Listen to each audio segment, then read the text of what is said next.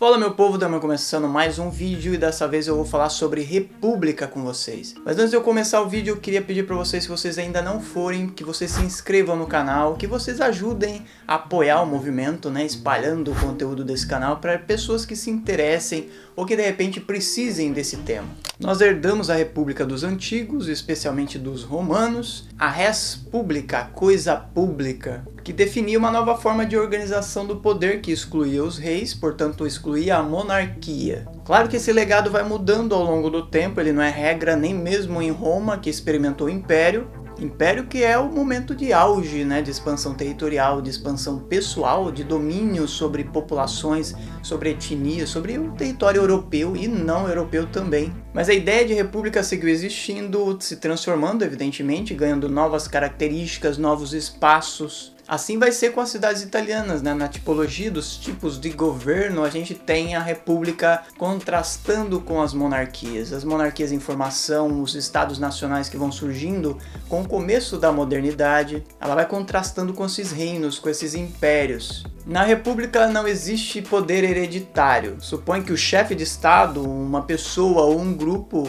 ele seja eleito pelo povo, seja lá o que se entenda por povo. E aí essa escolha ela acontece diretamente ou indiretamente, podendo ser esse chefe de estado um presidente ou ministro, ou ministros, né, no plural. Mas a coisa não era e nem é tão simples assim. Ela continua mudando ao longo do tempo, ganhando novas formas, novas caras, novas configurações, como eu falei para vocês. Mudando desde as cidades italianas, que eram estados minúsculos, né? Cidades-estados que dominavam uma determinada região, um espaço reduzido. E aí a república vai se tornando uma realidade regional, uma realidade nacional, num sentido muito mais amplo, ou realidades nacionais. Isso, por exemplo, com a independência dos Estados Unidos, com a Revolução Francesa, a instauração da República na França, e só aí a gente já vê algumas grandes diferenças. Enquanto o sistema norte-americano ele comportava um presidente, alguém que assumia a função de chefe de estado e governo, no caso francês a gente tem um parlamentarismo, onde o poder é diluído, mas nem tanto. Em geral, a república traz consigo a necessidade da constituição, da lei geral do país. E aí a ideia de leis comuns, de direito público. E os iluministas, de maneira geral, eles vão defender a ideia da igualdade, tanto de direito quanto de participação política. Ao contrário da monarquia, do despotismo, deveria haver voto, deveria haver participação cidadã, seja lá o que se entenda por cidadão em cada caso, momento, em cada lugar.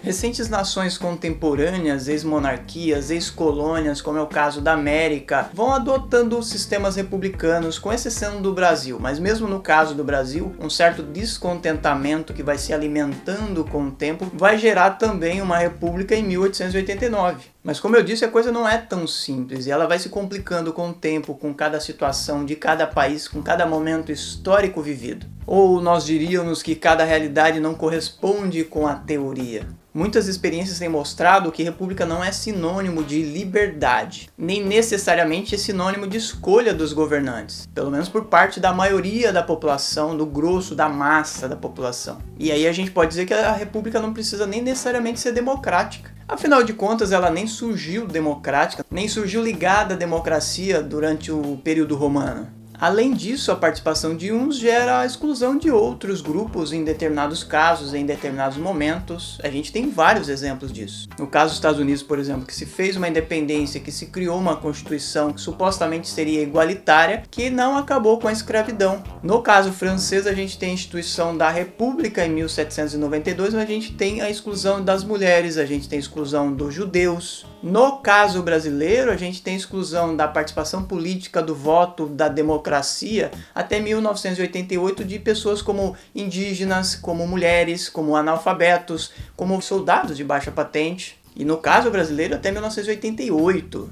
Além disso, a república pode ser federalista, dividida, né, com certa liberdade nas províncias ou estados, como a gente chama hoje, ou ela pode ser centralizadora. Como eu já falei também, ela pode ser presidencialista ou ela pode ser parlamentarista. Ela pode ser transparente, mas ela também pode ser corrupta, pode conviver com as fraudes, pode ser censuradora, pode ser repressora, ela pode ser manipuladora. A república pode casar perfeitamente com regimes democráticos liberais, mas ela também pode conviver perfeitamente com ditaduras. E aí exemplos não faltam, como é o caso da América, dos países americanos, né? O Chile, o Brasil, a Argentina, o Uruguai, que tiveram ditaduras enquanto a república continuou existindo. Ao mesmo tempo em que existia a república, existia regimes antidemocráticos, antiparticipativos, repressores. A república serve para ser capitalista, mas ela também serve para ser socialista, como já foi com a União Soviética, como é ainda com a China, com Cuba ou outros países que